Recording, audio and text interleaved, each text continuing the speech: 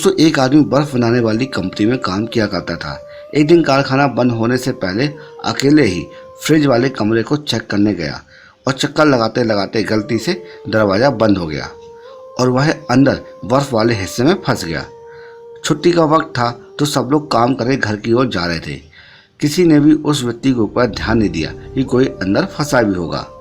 मैं तो वह व्यक्ति समझ गया कि 2-3-4 घंटे के अंदर उसका शरीर बर्फ बन जाएगा। अब जब मौत सामने नजर आने लगी तो भगवान को सच्चे मन से याद करने लगा, अपने कर्मों की क्षमा मांगने लगा और भगवान से कहा कि भगवान, प्रहलाद को तुमने अग्नि से बचाया, अहिल्या को फत्ता से नारी बनाया, सभी के झूठे वेर खाकर उसे स्वर्ग में स्थान दिया। प्रभु, अगर मैंने जिंदगी में कोई भी एक काम मानवता व धर्म का किया हो तो मुझे यहाँ से बाहर निकालो। मेरे बीवी बच्चे मेरा इंतजार कर रहे होंगे। उनका पेट पालने वाला इस दुनिया में मैं ही हूँ। मैं पूरे जीवन भर आपके इस उपकार को याद रखूंगा। और इतना कहते कहते उसकी आंखों से आंसू निकलने लगे। मित्रों, 1 घंटे ही गुजरे थे कि अचानक फ्रिज का रूम खटखट की आवाज आई। दरवाजा खुला और चौकीदार भागता हुआ आया। उस आदमी को उठाकर बाहर निकाला और गर्म वाले हीटर के पास ले गया।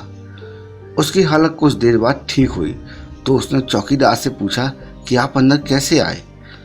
चौकीदार बोला कि साहब, मैं 20 सालों से यहाँ काम कर रहा हूँ। इस कारखाने में काम करते हुए हर रोज सैकड़ों मजदूरों को और ऑफिसरों को कारखाने से बाहर जाते हुए देखता हूँ, लेकिन आप उन सब लोगों में से अलग हैं। जब आप कारखाने में आते हैं तो मुझे हंसकर राम राम कहते हैं और हालचाल पूछते हुए निकलते हुए आपका राम राम काका कहना मेरे सारे दिन भर की थकान को दूर कर देता है। जबकि अक्सर लोग मेरे आसपास से यूं ही गुजर जाते हैं जैसे कि मैं हूं ही नहीं। आज हर दिन की तरह मैंने आपको आते हुए और अभिवादन तो सुना, लेकिन राम राम काका कहते सुनने के लिए इंतजार करता रहा। जब ज़्यादा देर हो गई तो मैं आपको तलाश करने चल पड़ा कि कहीं आप कोई मुश्किल में तो नहीं फंसे हो। वह आदमी हैरान हो गया कि किसी को हंसकर राम राम कहने से जैसे छोटे काम की वजह से आज उसकी जान बच गई।